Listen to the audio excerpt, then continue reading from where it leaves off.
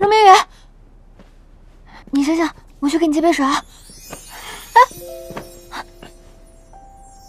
Sushi और Jiang Chang Mingyu के पास पहुंच गए। दोनों इसे मनाने आए हैं ताकि ये शियान को माफ़ कर दे। मिंगयू इनसे बोलता है कि मेरे पास कोई वजह नहीं है कि मैं उसके साथ रहूं, मैं उसे माफ़ नहीं करूंगा।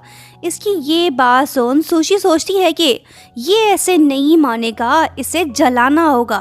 जियांग चैंग मिंगयू से बोलता है कि ओ भाई, तुमने मौका गवा दिया, ये देखो शियान तो जी हाओ के साथ घूम फिर रही है।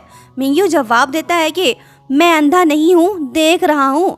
मिंगयू की बेचैनी तो बढ़ गई। सुशी इससे बोलती है कि शियान के बैकग्राउंड में तो लव ट्री है, ये जगह तो कपल मैचिंग के लिए फेमस है। शियान तो बड़ी तेज निकली, ब्रेकअप के एक दिन बाद ही वो किसी और के साथ रिलेशनशिप में पड़ गई।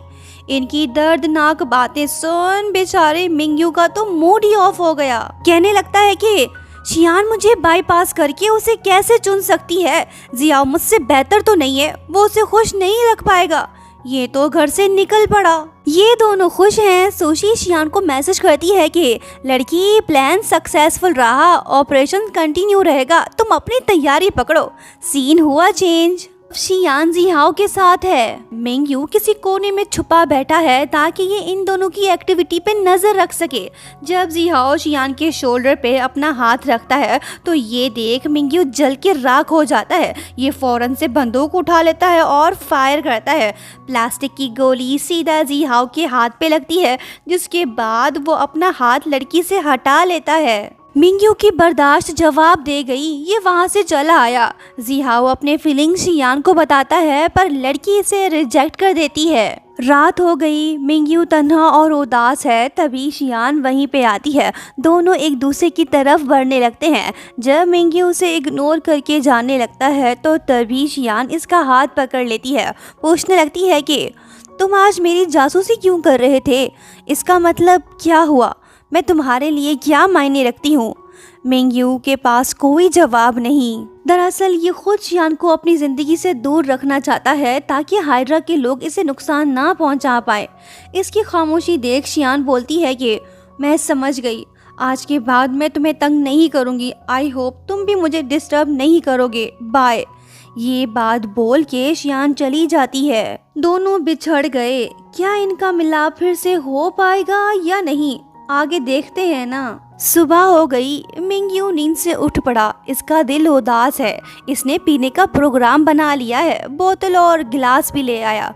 तभी इसे एक लेटर मिलता है जिसमें लिखा होता है कि मिंगयू, मैंने तुमसे झूठ बोला, मैंने अपनी याददाश्त नहीं खोई थी, मैं बस तुम्हारे प्रोटेक्शन की लालची हो गई थी, मुझे इसकी आदत भी पड़ गई थी, तभी मैंने सच बताने में देर कर दी, हो सके तो मुझे माफ़ कर देना, बाय। ये देख मिंगयू खुद से बोलता है कि शियान ने मुझे पहले ही सब कुछ बता दिया था, मैं रियलाइज़ ही नहीं कर पाया, अब मुझे क्या करना चाहिए, मैं शियान की जान खतरे में नहीं डाल सकता। ये सोच ही रहा होता है कि तभी गांव वाले इससे मिलने आ जाते हैं। सब के सब मिंगयू पे गुस्सा होते हैं और कहने लगते हैं कि तुमने शियान से ब्रेकअप क्यों किया, हम तुम्हारी कोई बात नहीं सुनेंगे, बस तुम दोनों जल्दी से एक हो जाओ। मुखिया जी बोलते हैं कि हमने डिसाइड किया है कि तुम शियान को वापस लेकर आओगे।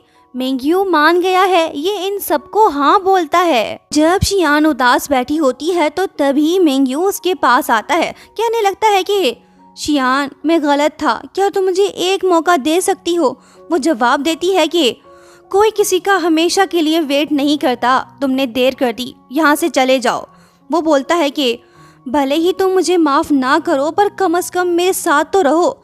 ये बात सुन शियान बोलने लगती है कि मैं यहीं पे ही रहने वाली हूँ, कहीं नहीं जा रही, और वैसे भी सुशी ने मुझे कहा है कि मैं जब तक चाहूँ यहाँ पे रह सकती हूँ। सुशी, मैं सही बोल रही हूँ ना।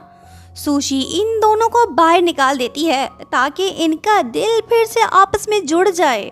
शियान बोलती है कि मैं जी हाओ को फ़ोन करती हूँ, वो मुझे पिक करने आ जाए। ये बात सुन मिंगयू बोलता है कि मेरे पास अम्ब्रेला है, चलो घर चलते हैं।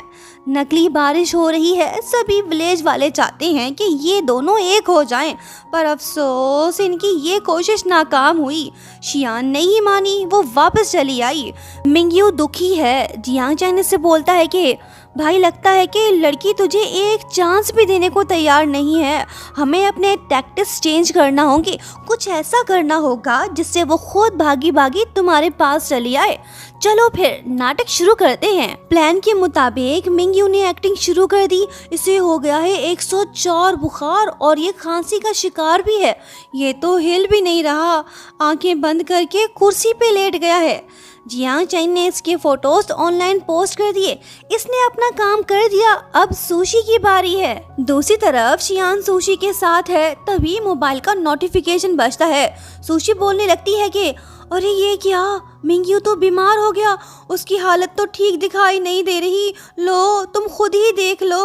तभी हम देखते हैं कि गांव वाले कहीं भागते हुए जा रहे हैं। वो बोल रहे होते हैं कि मिंगयू कई बार बेहोश हो चुका है, उसकी कंडीशन सीरियस है, चल के देखते हैं कि वो जिंदा बचा भी है या नहीं। इनकी ये बातें शियान ने सुन ली हैं। अब इसे एहसास होने लगा है कि मिंगयू की हालत वाकई में ठीक नहीं। फिर क्या शियान वहाँ से भागती है।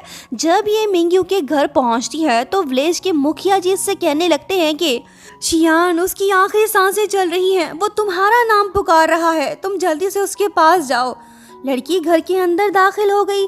मिंगयू बेहोश पड़ा है। जब शियान पानी लेने जा रही होती है तो तभी मिंगयू उसका हाथ पकड़ लेता है। कहने लगता है कि तुम मुझे देखने आई हो, इसका मतलब तुम्हें मेरी फिक्र है, तुम मुझे माफ़ कर दोगी ना। वो जवाब देती है कि नहीं तो मैं एहसान का बदला चुकाने आई हूँ, तुमने अच्छी एक्टिंग की, यहीं पे पड़े रहो, मैं चली बाय। एक और कोशिश हुई नाकाम। सभी गांव वाले भी मायूस हो गए, पर ये लोग हार नहीं मानेंगे, अपनी कोशिश जारी रखेंगे। उसी रात जब शियान घर वापस आ रही होती है तो तभी नकली गुंडे लोग इसके सामने आ जाते हैं। वो पूछती है कि तुम लोग कौन हो, तुम्हें किसने भेजा है। वो बोलते हैं कि बताना ज़रूरी नहीं है, तुम बस हमारे साथ चलो। मिंगयू भी आ पहुंचा। फाइटिंग शुरू हो गई। ना इसे और ना ही शियान को पता है कि ये सब गांव वाले हैं। मिंगयू शियान से बोलता है कि डरो मत, मैं आ गया हूँ, जब तक मैं यहाँ हूँ कोई तुम्हें नुकसान नहीं पहुँचा पाएगा। बस ये बात सुनने की देर थी, शियान को सब कुछ याद आ गया। जब ये किडनैप हुई थी तब यही सेम डायलॉग उस पर्सन ने भी इससे बोले थे जिसने इसकी जान बचाई थी। वो पर्सन कोई और नहीं बल्कि मिंगयू था। सच्चाई इसके सामने आ गई। क्या अब ये मिंगयू को माफ़ कर देगी? नेक्स्ट पार्ट में पता चल जाएगा। दोस्तों लाइक शेयर सब्सक्राइब और हाँ, प्यारा सा कमेंट करते हुए जाना। Thank you so much for watching. Bye bye.